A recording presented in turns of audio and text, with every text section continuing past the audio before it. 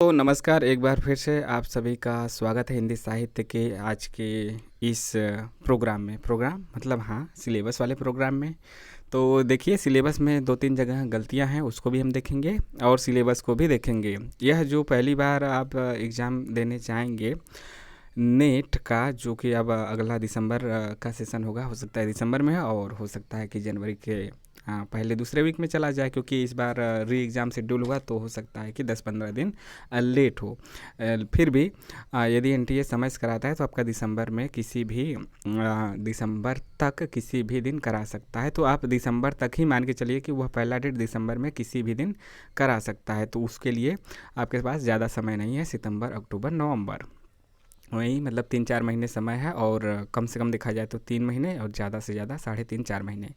तो सिलेबस जान लीजिए। जो पेपर दे चुके हैं, सिलेबस अच्छे से नहीं देखे हैं, वह भी जान लीजिए। और जो पहली बार देने जाएंगे वह भी जान लीजिए। उनके लिए तो और महत्वपूर्ण है। सिलेबस को आप अच्छे से जान लेते हैं, उनके रचनाकारों को जान लेते हैं, उनके रचनाओं को जान लेते हैं, तो आपका लगभग मान के चलिए 20 क्वेश्चन हो जाएगा। अच्छे से सिलेबस में लगे रचनाकारों का जन्म वर्ष और रचनाओं का प्रकाशन वर्ष, उसके अलावा उस जो रचनाकार लगे हैं उनके उसी विधा में अन्य रचनाओं को उसके प्रकाशन वर्ष के साथ जान लेते हैं, तो मान के चलिए कि बस इतना ही, यानी सिलेबस को अच्छे से जान लेने से ही आपका 20 क्वेश्चन सही हो जाएगा। इसलिए सिलेबस को जानना ज़रूरी है। और एक और ज़रूरी चीज़, चैनल को सब्सक्राइब करना भी ज़रूरी है, लेकिन वो आपके ऊपर है। और लाइक शेयर भी करते रहिए। आइए देखते हैं यूनिट वाइज। 10 यूनिट होता है। पहले तो इसको पैटर्न को जान लें। 10 यूनिट होता है और सभी से क्वेश्चन आते हैं, किसी से ज़्यादा किसी से कम।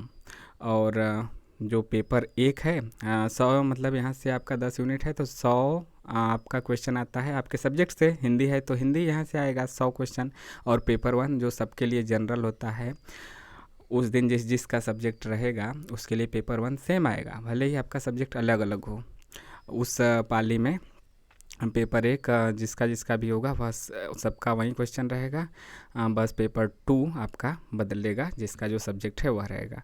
तो 50 क्वेश्चन आते हैं पेपर 1 से। पेपर 1 में भी आपका 10 यूनिट है और वहाँ पे लगभग बांट दिया है कि 10 में से 5-5 क्वेश्चन आएंगे। और आमतौर पे ऐसा आता है। पेपर 1 में पैसेज की संख्या 5 है और पेपर 2 में पैसेज की संख्या 10 है। तो 15 पैसेज आपको मिल जाते हैं 150 क्वेश्चन में से। तो पेपर 1 में 50 क्वेश्चन और पेपर 2 में 100 क्वेश्चन। पेपर 1 में 50, पेपर 2 में 100, कुल आपका हो गया 150 क्वेश्चन। और इसी सब 2-2 नंबर का होता है, इसलिए बन जाता है 300 नंबर का। तो 300 नंबर का होता है। और यदि आपका एग्ज़ाम एक शिफ्ट में हो तो वह आपका जो रिजल्ट आता है वह आपका नंबर बताएगा। यदि एक से ज़्यादा शिफ्ट में होगा तो परसेंटाइल में आता है, और परसेंटाइल पॉइंट में आता है कि 99%, 98%। तो उसमें आपका पता नहीं चलता है कि आपका नंबर कितना आया है। आपने आंसर किसे मिला है तब पता चलेगा। तो यही पैटर्न है। और लगभग मान लीजिए कि 55-55% पे नेट हो जाता है। और वही मान के चलिए कि 3-4% ज़्यादा 58 से 60% पे आपका मतलब 150 का 55% जितना क्वेश्चन होगा उतना करेंगे तो आपका नेट लगभग हो जाता है। और उसी तरह 60% के आसपास जेआरएफ हो जाता है। हर सब्जेक्ट का थोड़ा सा 1-2% ऊपर नीचे रहता है। ये इस पे भी निर्भर करता है कि कितने विद्यार्थियों ने अप्लाई किया है और उसका डिफ़िकल्टी लेवल क्या है। तो 1-2% ऊपर नीचे वैरी करता है। तो आइए देखते हैं। सिलेबस को अच्छे से हमें जानना ज़रूरी है। हिंदी भाषा और उसका विकास, हिंदी साहित्य का हम सिलेबस देख रहे हैं। इकाई 1, इकाई 10 होता है, मतलब 10 इकाई यहाँ पे है। तो हिंदी भाषा और उसका विकास है। पहले इकाई का नाम हिंदी की ऐतिहासिक पृष्ठभूमि, और इसमें प्राचीन भारतीय आर्य भाषाएँ। पहले यहाँ पे हम आज सिलेबस और उसमें जो है चीज़ें लिखी हैं और जो गलतियाँ हैं उसको सही करते हुए बात करेंगे। और अगले वीडियो में कभी आपका होगा आने वाले समय में, तो उसमें हम किताबों को भी बताएंगे कि किसमें कौन कौन सी किताब हमारे लिए बेटर होगा। ठीक है, 10 यूनिट में, मतलब 10 यूनिट का आपका कैसे हमें पढ़ना है और कौन कौन सी किताबें यूजफुल हो सकती हैं। आज सिलेबस की चर्चा करते हैं। हिंदी भाषा और उसका विकास है इसका नाम। इकाई 1 का हिंदी की ऐतिहासिक पृष्ठभूमि, प्राचीन भारतीय आर्य भाषाएँ, मध्यकालीन भारतीय आर्य भाषाएँ, जिसमें कि आपका पाली, प्राकृत, सौरसेनी, अर्धमागधी, मागधी, अपभ्रंश और उनकी विशेषताएं। इसके अलावा अपभ्रंश, अवहट और पुरानी हिंदी का संबंध, आधुनिक भारतीय आर्य भाषाएं और उनका वर्गीकरण, हिंदी का भौगोलिक विस्तार, इसमें देखेंगे हिंदी की उपभाषाएं, पश्चिमी हिंदी, पूर्वी हिंदी, राजस्थानी हिंदी, बिहारी हिंदी, पहाड़ी वर्ग की हिंदी और उनकी बोलियां, यानी किस अपभ्रंश से निकली हैं, क्या है उनकी उपभाषा क्या है और उसके अलावा उनकी बोलियां क्या है। खड़ी बोली, ब्रज और अवधि की विशेषताएं देखिए विशेष रूप से दिया है। हिंदी के विविध रूप, जिसमें कि हिंदी, उर्दू, दक्षिणी, हिंदुस्तानी। हिंदी की भाषिक स्वरूप की बात की जाए तो हिंदी की स्वनिम व्यवस्था, जिसमें खंड और खंडेतर, हिंदी ध्वनियों के वर्गीकरण का आधार, हिंदी शब्द रचना, उपसर्ग, प्रत्यय, समास से भी, इन सब चीज़ों से भी कभी कभी क्वेश्चन आ जाते हैं। हिंदी की रूप रचना, लिंग, वचन, कारक, व्यवस्था के संदर्भ में संज्ञा, सर्वनाम, विशेषण, क्रिया, रूप, हिंदी वाक्य रचना, यहाँ से भी, यह भी आपके सिलेबस में यहाँ से भी इक्का दुक्का क्वेश्चन कभी कभी आ जाते हैं। हिंदी भाषा प्रयोग के विविध रूप, बोली, मानक भाषा, राजभाषा से तो क्वेश्चन आता ही आता है। राजभाषा, राष्ट्रभाषा, संपर्क भाषा। राजभाषा अनुच्छेद 343 से 351 तक है, यहाँ से लगभग एक क्वेश्चन फिक्स रहता है। और संचार माध्यम हिंदी, कंप्यूटर और हिंदी, हिंदी की संवैधानिक स्थिति यही राजभाषा से ही संबंधित है और उसी में सभी अनुच्छेद हम वहाँ से आपको देखना पड़ेगा 343 से 351 तक। देवनागरी लिपि, विशेषताएं और उसका मानकीकरण, तो यहाँ से इक्का दुक्का, संज्ञा, सर्वनाम, ये सब, प्रत्यय, उपसर्ग, स्वनिम, ये सब से कभी आता है कभी नहीं आता है, तो एक आध बार पूछना आप शुरू कर चुका है। राजभाषा से तो आता ही है, और यहाँ से सौरसेनी, जो मध्यकालीन भारतीय आर्य भाषाएं हैं, जिसमें मतलब कि कौन किस अपभ्रंश है, किसकी कौन सी उपभाषाएं हैं और कौन सी बोलियां हैं, यहाँ से क्वेश्चन आता है, तो यहाँ से आप ज़रूर इसमें देख लीजिएगा। इकाई 2 की बात करें तो उसका शीर्षक है हिंदी साहित्य का इतिहास। हिंदी साहित्य का इतिहास सबसे ज़्यादा फेमस पुस्तक किसका है? आचार्य रामचंद्र शुक्ल का। वह पुस्तक हमें ज़रूर पढ़ना चाहिए इसके लिए। उसके अलावा आपको हिंदी साहित्य का इतिहास डॉक्टर नगेंद्र और डॉक्टर हरदयाल का, वह भी आसान भाषा में है, वह भी आप अवश्य आपको पढ़ना चाहिए। इसके लिए यूनिट 2 सबसे बड़ा है। सबसे बड़ा यूनिट 10 में से आपका कौन सा है? यूनिट 2 ही है। यही आपका कह सकते हैं कि 70 से 80% चीज़ें कवर करता है। 70 से 80 नहीं तो फिर भी आप कह सकते हैं कि 60% तो यह अकेले दारोमदार संभालता है, और बाकी 40% में आपका सभी यूनिट। हालांकि आज जो इस समय 2-3 बार से क्वेश्चन पूछा जा रहा है, वह यूनिट 5 से लेकर 10 तक ज़्यादा पूछा जा रहा है, लेकिन सबसे ज़्यादा चीज़ें, सबसे ज़्यादा तथ्य, सबसे भारी भरकम सिलेबस आपका यूनिट 2 का ही है, जो कि आपको जो यूनिट 5 से लेकर 10 तक है उसमें भी सहायक है। इसीलिए यहाँ से 60 से 70% यह सिलेबस को भी कवर करता है, और यहाँ से क्वेश्चन भी आपके पूछे जाते हैं। तो आइए देखते हैं इसका सिलेबस। हिंदी साहित्य का इतिहास दर्शन, हिंदी साहित्य के इतिहास लेखन की पद्धतियाँ, हिंदी साहित्य का काल विभाजन और नामकरण, कौन कौन आचार्य क्या क्या मानते हैं, यह सब। आदिकाल की विशेषता और साहित्यिक प्रवृत्तियाँ, रासो साहित्य, आदिकालीन हिंदी का जैन साहित्य, सिद्ध और नाथ साहित्य, अमीर खुसरो हिंदी कविता, अमीर खुसरो की हिंदी कविता, विद्यापति और उनकी पदावली तथा लौकिक साहित्य। उसके बाद भक्ति काल, भक्ति आंदोलन के उदय के सामाजिक सांस्कृतिक कारण, भक्ति आंदोलन का अखिल भारतीय स्वरूप और उसका अंतः प्रादेशिक वैशिष्ट्य, भक्ति काव्य की सामाजिक सांस्कृतिक पृष्ठभूमि, आलवार संत, भक्ति काव्य के प्रमुख संप्रदाय और उनका वैचारिक आधार, निर्गुण सगुण कवि और उनका काव्य। उसके बाद आएगा रीतिकाल। इसमें भी आप देखिए तो क्रम से ही दिया है आपका, यह यहाँ से मतलब कि विभाजन के बाद आपका आदिकाल शुरू होगा, फिर यहाँ भक्ति काल, उसके बाद रीतिकाल।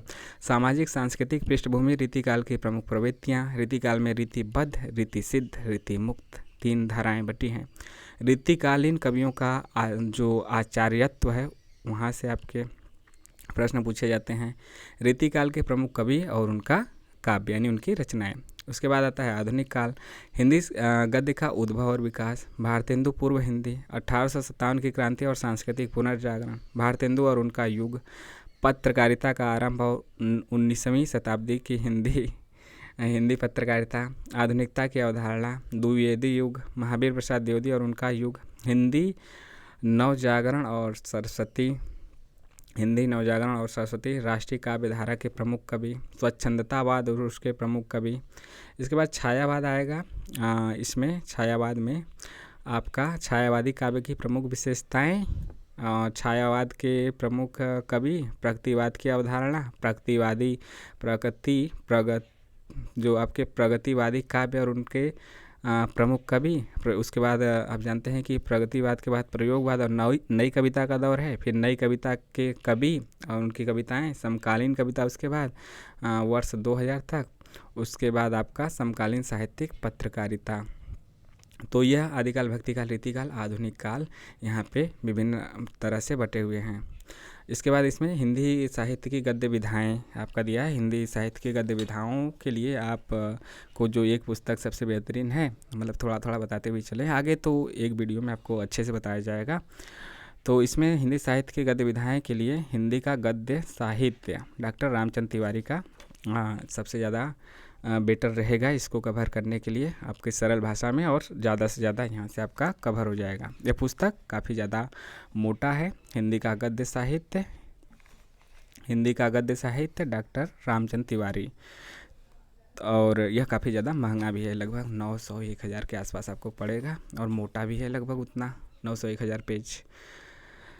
तो इसमें उपन्यास, कहानी, नाटक, निबंध, जो भी गद्य हैं, हिंदी आलोचना, मतलब मुख्य रूप से यही हिंदी गद्य में आता है। उपन्यास, कहानी, नाटक, निबंध और आलोचनाएं, अन्य गद्य विधाएं, आत्मकथा, जीवनी, ये सब भी आती हैं। प्रवासी साहित्य भी आधुनिक युग में जुड़ा है। तो यहाँ पे देखते हैं हिंदी उपन्यास में भारतीय उपन्यास की अवधारणा, प्रेमचंद पूर्व उपन्यास, प्रेमचंद युग का उपन्यास, और प्रेमचंद के बाद यानी प्रेमचंद के परवर्ती उपन्यासकार वर्ष 2000 तक। इसके बाद हिंदी कहानी का उद्भव और विकास, 20वीं सदी की हिंदी कहानी और प्रमुख कहानी आंदोलन और प्रमुख कहानीकार। हिंदी नाटक आएगा। हिंदी नाटक और रंगमंच, विकास के चरण, हिंदी नाटक के विकास के चरण, जिसमें भारतेंदु युग तो माने जाते हैं इसके हिंदी नाटक के शुरुआती काल में। उसके बाद प्रसाद यानी जयशंकर प्रसाद युग, फिर प्रसादोत्तर युग, क्योंकि नाटक के रूप में सबसे ज़्यादा जो फेमस हुए हैं वह जयशंकर प्रसाद हैं, और उपन्यास के रूप में प्रेमचंद हैं, इसीलिए उन्हीं के युग पे प्रेमचंद से पहले का युग, प्रेमचंद से बाद का युग, प्रेमचंद कालीन युग, 3 युगों में बटा है उपन्यास। और नाटक में सबसे बड़े जो खिलाड़ी हैं वह प्रसाद माने जाते हैं, इसीलिए उनके नाम पे बटा है प्रसाद युग, प्रसादोत्तर युग, ठीक। और उसके बाद भारतेंदु युग सबसे पहले, स्वतंत्रोत्तर युग आएगा, फिर आपका साठोत्तर युग, और फिर नया नाटक। तो हिंदी नाटक का यही क्रम रहा है, भारतेंदु युग, प्रसादोत्तर युग, स्वतंत्रोत्तर युग, साठोत्तर युग और नया नाटक। प्रमुख नाट्य कृतियाँ और प्रमुख नाटककार कब तक, वर्ष 2000 तक। हालांकि आजकल आप जो नवीन रचनाएं हैं उसमें से भी पूछा जाता है, तो उसके लिए भी आप तैयार रहेंगे। हिंदी एकांकी यानी कि ऐसा है जो कि एक अंक उसमें हो और वह जल्दी से जल्दी कहा जा सके और समझा जा सके। हिंदी रंगमंच और विकास के चरण, हिंदी का लोक रंगमंच, नुक्कड़ नाटक वही है, मतलब कि कहीं पे भी आसानी से किया जा सकता है, कहीं चौराहे तिराहे और छोटे से स्थान पर भी। हिंदी निबंध की बात करें तो हिंदी निबंध का उद्भव और विकास, हिंदी निबंध के प्रकार और प्रमुख निबंधकारों की यहाँ पे चर्चा होगी। जो सिलेबस में है, उपन्यासकार, कहानीकार, नाटककार, निबंधकार, उनको तो अच्छे से देखना है, उनके रचनाओं को अच्छे से देखना है। अच्छे से देखने का मतलब कि उनका जो लेखक हैं उनका जन्म वर्ष तो हमें याद ही होना चाहिए, उनकी जो रचना है उसका प्रकाशन तो याद ही होना चाहिए सिलेबस वाला, और उनके जो अन्य जिस विधा का लेखक है उस विधा की अन्य रचनाएं भी और उसका प्रकाशन वर्ष याद होगा, तो समझिए कि आप एक कदम आगे हैं। हिंदी आलोचना का उद्भव और विकास, समकालीन हिंदी आलोचना और उसके विविध प्रकार और प्रमुख आलोचना और आलोचक, जैसे कि रामचंद्र शुक्ल सबसे बड़े खिलाड़ी हैं आलोचना में, आपके रामविलास शर्मा, यह सब इसमें नाम आते हैं। हिंदी की अन्य गद्य विधाओं की बात की जाए तो रेखा चित्र, संस्मरण, यात्रा साहित्य, आत्मकथा, जीवनी। अन्य गद्य विधाओं में तो यही आता है ना, रेखा चित्र, संस्मरण, यात्रा साहित्य, आत्मकथा, जीवनी, रिपोर्टाज, डायरी। और आज के युग में, पहले उतना नहीं लिखा जाता था, आज के युग में यह उभरता हुआ क्षेत्र है। हिंदी का प्रवासी साहित्य, अवधारणा और प्रमुख साहित्यकार इसमें देखना होता है। तो इसीलिए यूनिट 2 सबसे बड़ा है, क्योंकि इसमें इतनी चीज़ें समाहित है। आदिकाल, भक्तिकाल, रीतिकाल, आधुनिक काल से लेके आपका हिंदी साहित्य की गद्य विधाओं की भी इसमें चर्चा है। इसके बाद इकाई 3 आता है। इकाई 3 में साहित्य शास्त्र है। इसमें काव्य के लक्षण, काव्य के हेतु और काव्य प्रयोजन के बारे में पढ़ना है। प्रमुख संप्रदाय और सिद्धांत, इसमें रस अलंकार, रीति ध्वनि, वक्रोक्ति और औचित्य, ठीक है, औचित्य है। और काव्य शास्त्र की पुस्तक के लिए आप तारकनाथ बाली या फिर तारकनाथ बाली का पुस्तक या फिर निशा अग्रवाल का पुस्तक पढ़ सकते हैं। वैसे एक पुस्तक के लिए रिकमेंड किया जाए तो निशा अग्रवाल का पढ़ लीजिए। और भारतीय एवं पाश्चात्य काव्य सिद्धांत दोनों के लिए गणपति चंद्र गुप्त का भी पुस्तक बेहतरीन रूप से है। केवल पाश्चात्य के लिए डॉक्टर शांति स्वरूप गुप्त। थोड़ा थोड़ा इस किताब भी बताते हुए चलते हैं। तो निशा अग्रवाल का लीजिए या फिर गणपति चंद्र गुप्त का। ठीक, भारतीय एवं पाश्चात्य काव्य सिद्धांत के नाम से गणपति चंद्र गुप्त का है। तो इसमें देखते हैं इसके और आगे प्रमुख संप्रदाय और सिद्धांत। इसमें रस अलंकार, रीति ध्वनि, वक्रोक्ति और वो औचित्य है। वक्रोक्ति से लगातार क्वेश्चन पूछे जाते रहे हैं। रस, निष्पत्ति और साधारणीकरण, शब्द शक्ति, काव्य गुण, काव्य दोष, इन यहाँ से भी क्वेश्चन पूछे जाते रहे हैं। प्लेटो के काव्य सिद्धांत यानी जो पाश्चात्य है, भारतीय तो पूछा ही जाता है और पाश्चात्य भी लगातार पूछा जाता है। यहाँ से फिक्स रहता है कि 1-2 क्वेश्चन आएगा ही आएगा। प्लेटो का काव्य सिद्धांत, अरस्तु हैं। अरस्तु का कौन सा सिद्धांत है? अनुकरण का सिद्धांत है। त्रासदी का विवेचन सिद्धांत है और विरेचन सिद्धांत है। विरेचन से भी फेमस क्वेश्चन, मतलब विरेचन भी आजकल चर्चाओं में है, यहाँ से क्वेश्चन आता है। वर्ड्सवर्थ, काव्य भाषा का सिद्धांत। कॉलरिज, कल्पना और फैंटेसी, यही है। प्लेटो, अरस्तु, वर्ड्सवर्थ, कॉलरिज, यही सब है जो 6, 7, 8 नाम इनकी रचनाओं को, इनका जन्म यह जरूर हमें पढ़ना है। टी.एस. इलियट का है निर्वैयक्तिकता का सिद्धांत, परंपरा की अवधारणा। इनका जो सिद्धांत है यह जरूर आप रखिए। सिद्धांत से आपका कंसेप्ट क्लियर रहेगा और एलिमिनेशन मेथड से न आने पर भी ज़्यादा प्रोबेबिलिटी रहेगी कि आप सही क्वेश्चन कर सकते हैं। आइए रिचर्ड है, इनका सिद्धांत है मूल्य सिद्धांत, संप्रेषण सिद्धांत तथा काव्य भाषा सिद्धांत। रूसी रूपवाद और नई समीक्षा। मिथक, फंतासी, फंतासी मतलब फैंटेसी को ही आपका हिंदी में फंतासी लिखता है। फैंटेसी और फंतासी एक ही चीज़ है। कल्पना, प्रतीक और बिंब, कल्पना, प्रतीक और बिंब। मिथक, फैंटेसी, कल्पना, प्रतीक और बिंब। अब हम बढ़े चलते हैं इकाई 4 की तरफ। इसका नाम है वैचारिक पृष्ठभूमि। इसमें देखते हैं क्या क्या है।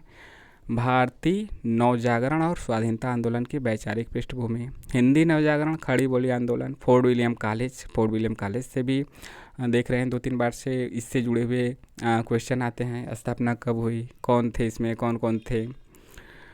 भारतेंदु और हिंदी नवजागरण। इसके बाद महावीर प्रसाद द्विवेदी और हिंदी नवजागरण। फिर उसके बाद गांधीवादी दर्शन, अंबेडकर दर्शन, लोहिया दर्शन। यह सब जरूर एक बार देखिएगा कि उसमें दर्शन में क्या था। वहाँ से कथन के रूप में क्वेश्चन पूछ देता है कि कौन सा कथन सत्य है या गलत है, तो यह पता हमें रहेगा तो आसानी से हम कर सकते हैं। और इसके लिए दृष्टि का जो गाइड वाला बुक है वह आपके पास है, तो आपके पास वहाँ से अच्छे से तैयारी कर सकते हैं। यूनिट 4 के लिए वर्तमान में जो दिख रहा है वह दृष्टि का बुक ही ज़्यादा सूटेबल और ज़्यादा अच्छा लग रहा है। इसके बाद मार्क्सवाद, मनोविश्लेषणवाद, अस्तित्ववाद, उत्तर आधुनिकतावाद, अस्मिता मूलक विमर्श। इसमें आपका जैसे कि दलित, स्त्री, आदिवासी और अल्पसंख्यक, यही सब है ना। शोषित, दलित, अस्मिता जिनकी खतरे में है, दलित हो गया, स्त्री हो गया, आदिवासी हो गए और अल्पसंख्यक वर्ग। तो यहाँ से जुड़े चीज़ों को हमें पढ़ना है। गांधी, अम्बेडकर, लोहिया यह आपका भारतीयों में, मार्क्सवाद दर्शन आपका पाश्चात्य में। यूनिट 5 से 10 पहले उतने क्वेश्चन नहीं पूछे जाते थे, लेकिन 2-3 बार से यूनिट 5 से 10 एग्जामिनर जो आपका पेपर बनाने वाला है नेट का, NTA वाले, उनके नज़रों में है और यहाँ से भर भर के क्वेश्चन पूछे जाते हैं इन 5 यूनिटों से। और कठिन क्वेश्चन पूछे जाते हैं, अच्छे स्तर के पूछे जाते हैं, अंदर से पूछे जाते हैं। पंक्तियों का क्रम, गीतों का क्रम, पात्रों का परिचय, वो भी गौड़ पात्रों का परिचय, और किसी शब्द का अर्थ, तो यहाँ से पूछा जाता है। हिंदी कविता का सभी कविताओं का आप टेलीग्राम से भी देख सकते हैं। टेलीग्राम का लिंक डिस्क्रिप्शन बॉक्स और कमेंट बॉक्स में मिल जाएगा आपको। वहाँ से जाने के बाद फाइल वाले ऑप्शन में जाकर आप सभी कविताओं को एक ही PDF में देख सकते हैं। इसके अलावा आप खोज के पढ़ना चाहते हैं तो इसके लिए एक वेबसाइट, 2-3 वेबसाइट है। हिंदी समय.com या फिर कविता कोश, कविता KAVITA कविता कोश KOSH.org पे जा सकते हैं, या फिर eपुस्तकालय.com eपुस्तकालय.com पे जाके वहाँ पे आप सर्च करके पढ़ सकते हैं। लिस्ट आ जाएगा मज़े का मतलब बहुत सा तो वहाँ से आप बारी बारी से खोज के पढ़ सकते हैं। यहाँ पे सिलेबस देख लीजिएगा, सब नहीं पढ़ना है, कौन कौन सी कविता है वहीं आपको पढ़नी है। देखते हैं। पृथ्वीराज आसो रेवा तट है, सभी पढ़ना है, इसमें कुछ लिखा नहीं है। अमीर खुसरो की पहेलियाँ और मुकरियाँ सभी है। विद्यापति की पदावली है, जिसके संपादक डॉक्टर नरेंद्र झा हैं, यानी पद संख्या 1 से लेकर 25 तक ही पढ़ना है। कबीर में संपादक हजारी प्रसाद द्विवेदी हैं, इसमें पद संख्या 160 से लेकर 209 तक ही पढ़ना है, यानी 40 इधर 9 उधर, 40 10 40 9 49 1 50। तो सभी नहीं बल्कि केवल 50, जहाँ नंबर जिसमें दे दिया है कि पद संख्या यहाँ से इतना ही पढ़ना है तो वहाँ से उतना ही के बीच में आएगा। जैसी ग्रंथावली है, और इसीलिए तो कहा जा रहा है कि आप टेलीग्राम से जुड़कर फाइल वाले ऑप्शन में जाके वहाँ से PDF पा सकते हैं। सूरदास भ्रमर गीत सार है, संपादक डॉक्टर मतलब वहीं आपके संपादक आचार्य रामचंद्र शुक्ल हैं, पद संख्या 21 से लेकर 70 तक है। तुलसीदास का जो रामचरितमानस है उसमें केवल उत्तर कांड पढ़ना है, हालांकि हमें याद सभी कांड करना है, चाहे लंका हो, चाहे अरण्य हो, चाहे सुंदर हो, लेकिन सबसे हमें सभी को नाम याद रखना है क्रम से, और उत्तरकांड को पढ़ना है। बिहारी सतसई है, जिसके संपादक जगन्नाथ दास रत्नाकर हैं, दोहा संख्या 1 से लेकर 50 तक पढ़ना है। घनानंद कवित है, इसमें संपादक विश्वनाथ मिश्र हैं, और इसमें कवित संख्या 1 से लेकर 30 तक पढ़ना है। मीरा है, संपादक विश्वनाथ त्रिपाठी हैं, प्रारंभ से 20 पदों को यहाँ पे पढ़ना है। अयोध्या सिंह उपाध्याय हरिऔध हैं, जिसके लेखक प्रियप्रवास के लेखक हैं, और यह आपका क्या है, खड़ी बोली का प्रथम महाकाव्य भी है। यहाँ से क्वेश्चन आता है। मैथिली शरणगुप्त का भारत भारती और साकेत है, और साकेत भारत भारती तो पूरा पढ़ना है, और मतलब आपका जो 3 सर्गों में बटा है, प्राचीन वर्तमान और भविष्यत खंड सभी को पढ़ना है। और मतलब आपका प्राचीन का मतलब वहीं अतीत, वर्तमान और भविष्यत खंड।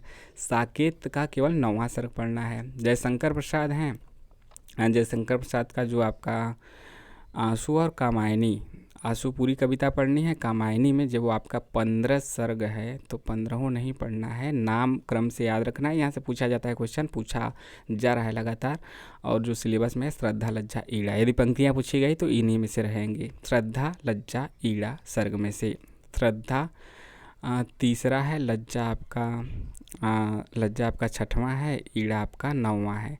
तो 369 से भी यह क्रम याद रख सकते हैं। 369 श्रद्धा लज्जा ईड़ा, अंग्रेजी में SLI भी कर सकते हैं, SLI 369।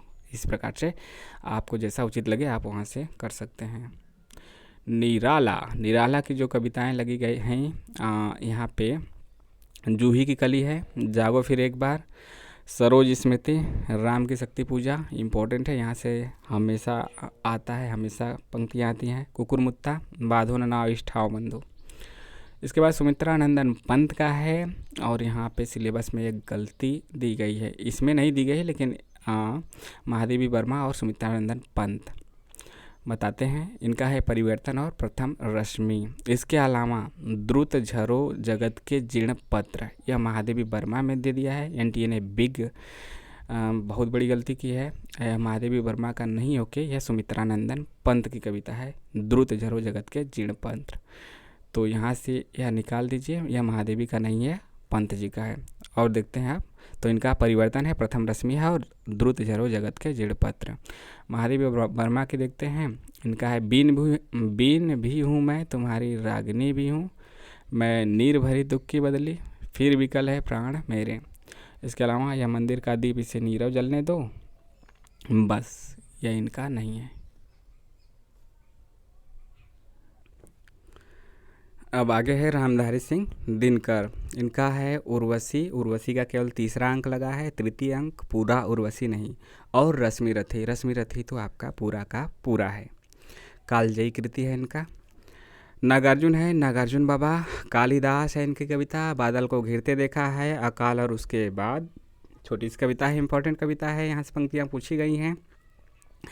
खुरदरे पैर, शासन की बंदूक और मनुष्य हूँ। इसके बाद अग्गे जी आ जाते हैं, सच्चिदानंद, हीरानंद वसायन अग्गे, इनकी जो कविता लगी है वह कलगी बाजरे की, यह दीप अकेला, हरिघास पर क्षणभर, असाध्य वीणा से भी क्वेश्चन पूछे जाते रहे हैं। कितनी नाव में कितनी बार, राम की शक्ति पूजा हो गया। आजकल तो सभी कविताएं इंपॉर्टेंट है। राम की शक्ति पूजा, यह दीप अकेला और रश्मि रथी वगैरह से यह ज़्यादा इम्पोर्टेंट है। सच्चिदानंद हो गया इनका, अज्ञे जी का है। इसके बाद भवानी प्रसाद मिश्र हैं, इनका जो है ना कविता बहुत ही पसंद आ गया है नेट वालों को, एनटी वालों को। तो यहाँ से इनका कविता छोटा छोटा है, ज़रूर पढ़ लीजिएगा, कई बार पढ़ लीजिएगा, पूरा याद कर लीजिएगा। गीत फरोश है और सतपुड़ा के जंगल। मुक्तिबोध का है, इनका भी यहाँ से पूछा जाता है, चाहे सुदामा पांडे धूमिल का है, सभी इनकी कविताएं अच्छे से पढ़िएगा। भवानी प्रसाद मिश्र का पूरा, मुक्तिबोध का पूरा, धूमिल का भी पूरा का पूरा। आपका राम की शक्ति पूजा बड़ा है, अंधेरे में बड़ा है, फिर भी आप पढ़िएगा, बाकी सब छोटा छोटा ही है। 2-3 कविताएं आपकी बड़ी हैं। भूल गलती मुक्तिबोध का, ब्रह्मराक्षस अंधेरे में, तीनों इम्पोर्टेंट है। अंधेरे में थोड़ा सा बड़ा है, लेकिन आप धैर्यपूर्वक उसको आपको पढ़ना चाहिए। धूमिल का सभी कविताएं अच्छी हैं और ज़्यादा बड़ी कोई भी नहीं है। और मुक्तिबोध और धूमिल की जो थोड़ी थोड़ी चीज़ें हैं वह आपका इनका अंदाज मिलता है, यानी कि वह अपनी भाषा को सीधे सीधे ना कह के बड़े ही फैंटेसी अंदाज में कहते हैं। खासकर आपके मुक्तिबोध और धूमिल भी आपके प्रतीकों के माध्यम से चीज़ों को कहते हैं और जनता की आवाज़ हैं। और इनका प्रजातंत्र के लुटेरों और प्रजातंत्र को हत्या करने वालों पे इनका व्यंग रहता है, सीधा वार रहता है। धूमिल की कविताएं हैं नक्सलवाड़ी, मोचीराम, अकाल दर्शन और रोटी और संसद। तो इनके सभी लेखकों का जन्म वर्ष याद रखिएगा और जो सिलेबस में लगी कविताएं हैं उनका प्रकाशन वर्ष। इसके अलावा इन लेखकों के जो आपका कविता है वह किस कविता संग्रह में है और उस कविता संग्रह का प्रकाशन वर्ष क्या है, यह भी हमें याद रखना है। और आखिर मतलब इसमें एक चीज़ और, इन रचनाकारों की जो कविताएं नेट के सिलेबस में है उसको तो हमें जानना ही है, जो नहीं भी है, जो सिलेबस में नहीं है, और इनकी कविताओं को भी हमें, बाकी कविताओं को और उनके प्रकाशन वर्ष को हमें लिख लेना है, हमें याद कर लेना है। अगला है इकाई 6, हिंदी उपन्यास इसका नाम है और पंडित गौरी दत्त। पहला जो उपन्यास है देवरानी जेठानी की कहानी, इसके लेखक है पंडित गौरी दत्त। दूसरा आपका परीक्षा गुरु है जिसके लेखक लाला श्रीनिवास दास हैं। गोदान मुंशी प्रेमचंद, कालजयी कृति है, उपन्यास सम्राट कहे जाते हैं और जो 1936 में लिखा गया और आखिरी समय में, और इसी से इन्हें बहुत ख्याति प्राप्त हुई। इसी से कहा जा सकता है कि उपन्यास सम्राट इनको माना जाने लगा। अज्ञे शेखर एक जीवनी भाग 1 आपके सिलेबस में लगा है। हजारी प्रसाद द्विवेदी शेखर एक जीवनी भाग 1 आपके लगा है जिसके लेखक अज्ञे हैं। वाणभट्ट की आत्मकथा हजारी प्रसाद द्विवेदी का है। इसके अलावा अगला जो है मैला आंचल है फणीश्वरनाथ रेणु का। झूठा सच आपके लेखक यशपाल हैं। मानस का हंस अमृतलाल नागर का। तमस भीष्म साहनी का। राग दरबारी के श्रीलाल शुक्ल हैं। जिंदगी नामा की कृष्णा सोबती। आपका बंटी के लेखिका हैं मनु भंडारी और धरती धन्ना अपना के जगदीश चंद्र। ठीक है, जगदीश चंद्र। तो यहाँ पे आपके सिलेबस में लगे हुए जो 13 उपन्यास हैं, 2, 4, 1, 5 और 8 इधर, 2, 4, 6, 8, 13 उपन्यास हैं। इनको आपको देख लेना है। जैसे कविता में था इनके लेखकों का, तो इसी प्रकार से इसमें भी इनके लेखकों का प्रकाशन, लेखकों का जन्म वर्ष और रचना का प्रकाशन वर्ष, और इन लेखकों के अन्य उपन्यासों का भी प्रकाशन वर्ष हमें पढ़ लेते हैं तो हम ज़्यादा बेटर रहेगा परीक्षाओं के लिए। अन्य तो पढ़ना ही है, लेकिन जो जो सिलेबस में लगे हैं उन लेखकों का तो हमें अवश्य ही पढ़ना है। अधिकतर अधिकतर ज़्यादा से ज़्यादा वहीं से आता है। जैसे कि मान लीजिए ऑप्शन में भी आ गया मैच करने के लिए 4 या 5 ऑप्शन, तो उसमें से 2-3 ऑप्शन सिलेबस वाले ही रचनाएं और रचनाकार रहते हैं, ऐसा पैटर्न देखा गया है। हिंदी कहानी है इकाई 7 में, और देखते हैं 21 कहानियाँ लगी हैं। कहानी आपको अवश्य पढ़नी चाहिए। उपन्यास भी कोशिश करना चाहिए कि आप ज़्यादा से ज़्यादा पढ़ लें, जैसे कि छोटा छोटा देवरानी जेठानी कहानी, परीक्षा गुरु। गोदान बड़ा है, थोड़ा सा है, लेकिन गोदान को तो ज़रूर पढ़ना चाहिए। शेखर एक जीवनी भी ज़्यादा बड़ा नहीं है। वाणभट्ट की आत्मकथा भी छोटा ही है। महिला आंचल से क्वेश्चन आते हैं, यह भी आपको पढ़ना चाहिए। झूठा सच, मानस का हंस, तमस, राग दरबारी, इसमें से जो आपको अच्छा लगे तो पढ़ सकते हैं। ज़िंदगी नामा, मतलब कोशिश करना चाहिए सभी पढ़ लें, नहीं पढ़ सकते तो मुख्य मुख्य को पढ़ना चाहिए। आपका बंटी पढ़ना चाहिए। धरती धन अपना पढ़ना चाहिए। और जो नहीं पढ़ सकते हैं, जो नहीं पढ़ा गया है, उसमें आपको उसकी भूमिका को अवश्य पढ़ना चाहिए। पात्र परिचय अवश्य पढ़ना चाहिए, चाहे गौड़ हो चाहे मुख्य पात्र हो, सभी पात्रों को भूमिका अवश्य पढ़ें। पात्रों का परिचय पढ़ें, प्रमुख पंक्तियाँ पढ़ें, यह हमारे लिए इम्पोर्टेंट हो जाता है। और इसके बाद यह भी हमें पढ़ना है कि यदि कोई उपन्यास खंडों में, सर्गों में, भागों में विभाजित है तो उसको भी हमें देखना है, और उसका क्या है कि उसकी पृष्ठभूमि क्या है, यानी उसका विषय, उपन्यास का विषय, वहाँ से हमें जो नहीं पढ़ें, जो पढ़ें तो उसका पता ही चल जाएगा, जो नहीं पढ़ें उसके यही 3-4 चीज़ें हम देख लेते हैं। पात्र परिचय और भूमिका, उसके अलावा प्रमुख पंक्तियाँ, यदि गीत उत है उसमें तो गीत उत को भी देखना है, क्योंकि आजकल गीत उत से भी क्वेश्चन पूछे जाते हैं, और उसका विषय क्या है, विभाजन पे है, किस पे है, किस आधार पे है, तो वहाँ से भी पूछे जाते हैं। तो यह 3-4 चीज़ें देख लेते हैं तो वह भी हमारा सॉलिड तैयारी हो जाती है उसके भी। हिंदी कहानी देखते हैं। चंद्रदेव से मेरी बातें और दुलाई वाली, यह 2 कहानियाँ आपकी लगी है राजेंद्र बाला घोष की, और इन्हें बंग महिला कहा जाता है क्योंकि इनका जन्म बांग्लादेश में हुआ था। हालांकि बाद में यह रही वाराणसी के पास मिर्ज़ापुर में।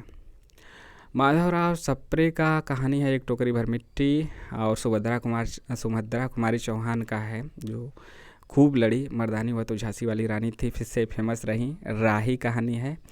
और प्रेमचंद का भी 2 कहानी, जैसे बंग महिला की 2 कहानी, उसी तरह प्रेमचंद की 2 कहानियाँ लगी हैं। ईदगाह और दुनिया का सबसे अनमोल रतन, यहाँ पे सबसे छोड़ दिया है सिलेबस बनाने वालों ने, जबकि यह ऑफिशियल है, उसको सही भी नहीं किए।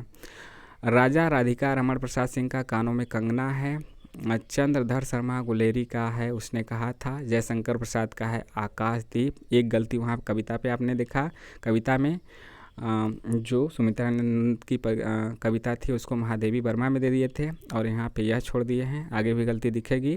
जयशंकर प्रसाद का आकाशदीप है। और बताते हुए मान लीजिए कि कोई छूट जाता है, आपको पकड़ में आए कि नहीं यहाँ पे भी गलती थी, तो वह भी आप बता सकते हैं कमेंट बॉक्स में, ताकि सबकी मदद हो सके, और हम भी यदि कोई चीज़ छूट जाता है तो उसको भी रिपीट कर सकें आने वाले समय में, या फिर कमेंट के माध्यम से। जयशंकर प्रसाद का आकाशदीप है। जैनेंद्र का अपना अपना भाग्य है। और सभी की सभी कहानियाँ इंपॉर्टेंट है। कहानियों से आजकल डीप क्वेश्चन पूछे जाते हैं, पंक्तियों से भी पूछे जाते हैं कि इसका क्या अर्थ है, या फिर कौन सी पंक्ति पहले आई, कौन सी बाद में आई। फणीश्वर नाथ रेणु का भी 2 कहानी लगा है, तीसरी कसम और लाल पान की बेगम। आगे एक कहानी है रोज, जिसे कि गैंग्रीन नाम से भी जाना जाता है, तो इनकी कहानी है गैंग्रीन, जिसका अन्य नाम रोज भी है। शेखर जोशी का कोसी का घटवार है। इस बार यहाँ से तो अजीबो क्वेश्चन पूछा गया था कि इसमें जो चक्की है, नायक नायिका पंक्तियाँ से नहीं बल्कि पूछ दिया गया कि जो चक्की की आवाज़ कैसे आती है। छिच्छर छिच्छर, लिच्चर लिच्चर, चुच्चुर चुच्चुर, घुट्टुर घुट्टुर, मतलब ऐसे ही ऑप्शन दे दिया गया था, तो उसका सही जवाब था छिच्छर छिच्छर। भीष्म साहनी का जो है, इनका भी 2 कहानी लगा है, अमृतसर आ गया और चीफ की दावत। यहाँ से भी लगातार क्वेश्चन पूछे जाते रहे हैं। कृष्णा सोबती का सिक्का बदल गया। हरिशंकर बरसाई का है इंस्पेक्टर माता दिन चांद पे, व्यंग रचना है। ज्ञान रंजन का पिता है, और यहाँ से भी क्वेश्चन लगातार पूछे जा रहे हैं। कमलेश्वर का राजा निर्बंसिया है, यहाँ से भी क्वेश्चन पूछा जा रहा है, यानी कहानी 21 के 21 सभी इंपॉर्टेंट है, और वहाँ से कहानियों से क्वेश्चन पूछे जाते रहे हैं। पिछली बार जो परीक्षा हुआ था, जिसका री एग्ज़ाम हुआ जून में जो हुआ था, उसमें कविताओं, और जून के पहले भी वहाँ से 2 बार से कविताओं से ज़्यादा पूछ रहा था। इस बार कहानी, निबंध से ज़्यादा पंक्तियाँ पूछी गई हैं। निर्मल वर्मा का परिंदे है, निर्मल वर्मा का परिंदे लगा हुआ है।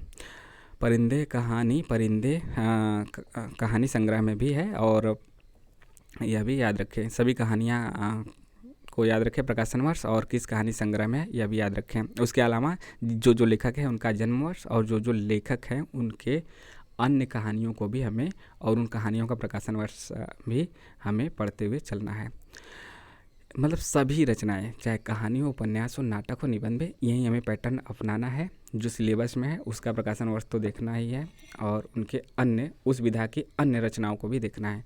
इकाई 8 हिंदी नाटक का नाम आता है। नाटक में भी यहाँ पे आपको गलती देखने को मिलेगी। भारतेंदु हरिश्चंद्र का 2 नाटक है, अंधेर नगरी और भारत दुर्दशा। जयशंकर प्रसाद का 3 नाटक है, क्योंकि जयशंकर प्रसाद नाटक के सबसे प्रमुख स्तंभ है। चंद्रगुप्त, स्कंदगुप्त और ध्रुव स्वामिनी।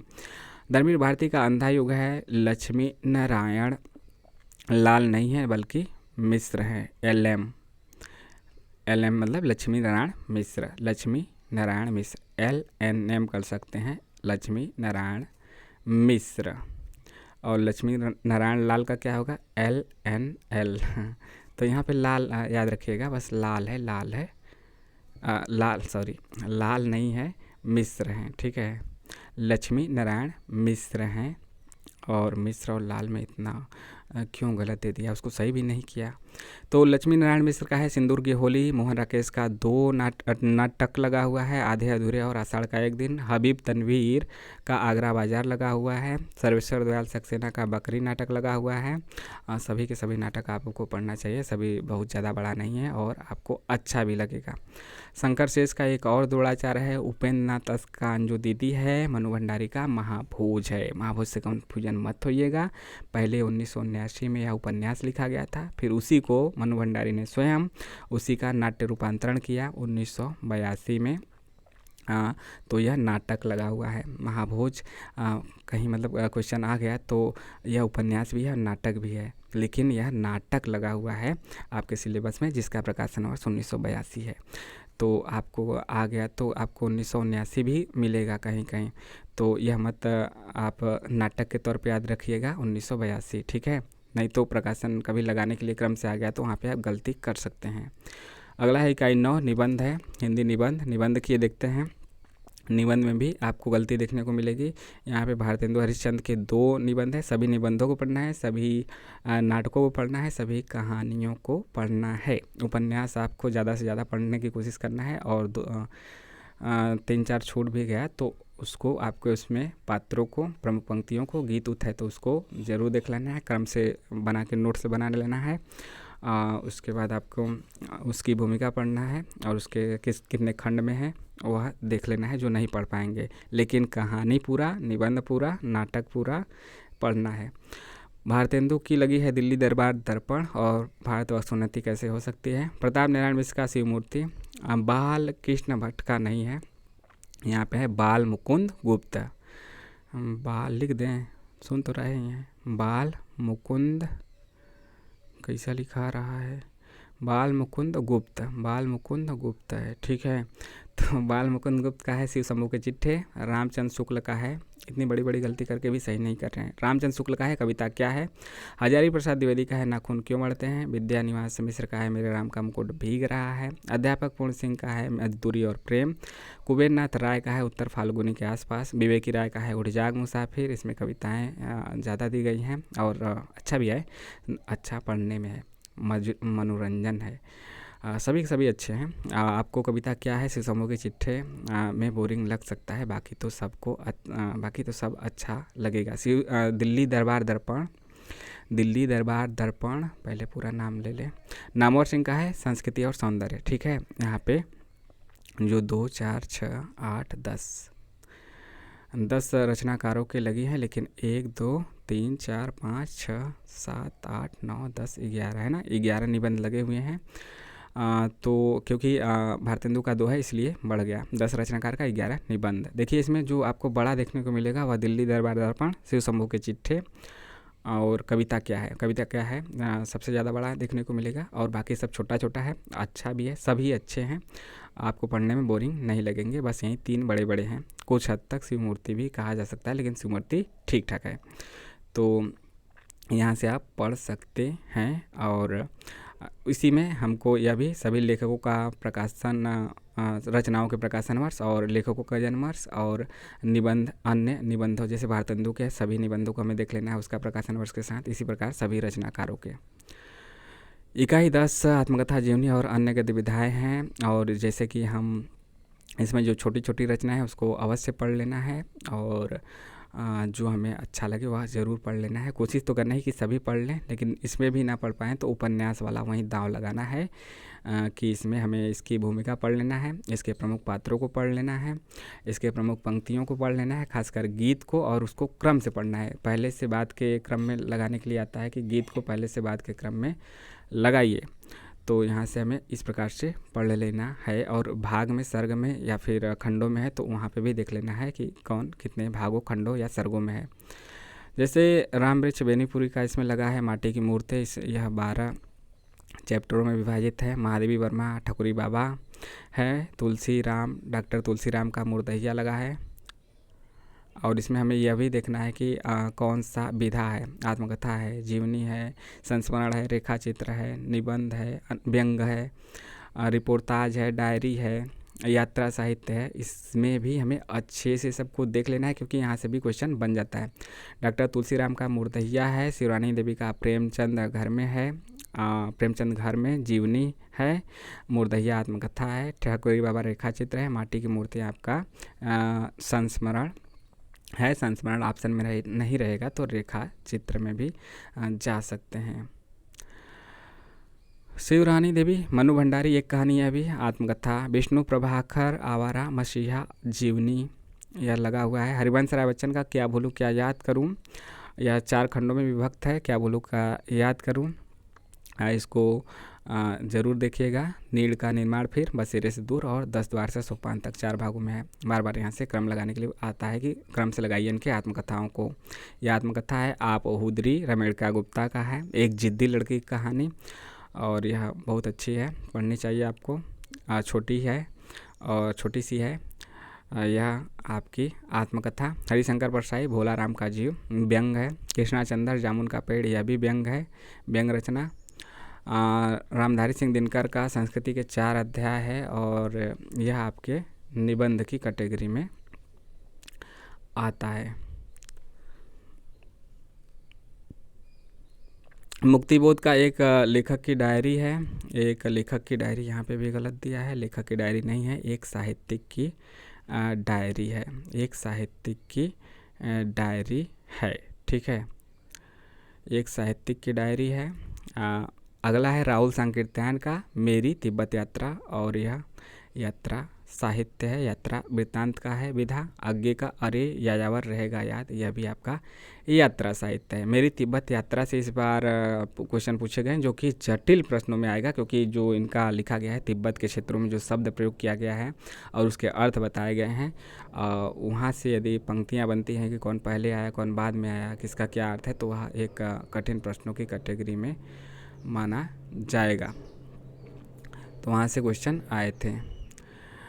तो इस प्रकार से यह 10 यूनिट यहाँ पे समाप्त हुआ। और यहाँ पे जो यहाँ पे गलतियाँ थी 4-5 जगह सभी हमने आपको बताने का भी प्रयास किया कि यहाँ पे जो गलत दिया है। गलती चीज़ों को आप जो पहली बार पढ़ रहे हैं वह गलत शुरू में ही पढ़ लेंगे तो उनके मन में वहीं बैठ जाएगा। तो गलत चीज़ों को आप सही कर लीजिएगा। हो सके तो एक बार सभी सिलेबस की रचनाओं और रचनाकारों को अपने से कापी पे नोट कर लीजिएगा और उसको आगे जगह छोड़ दीजिएगा, उसका प्रकाशन वर्ष भी नोट कर लीजिएगा, यह ज़्यादा बेटर रहेगा।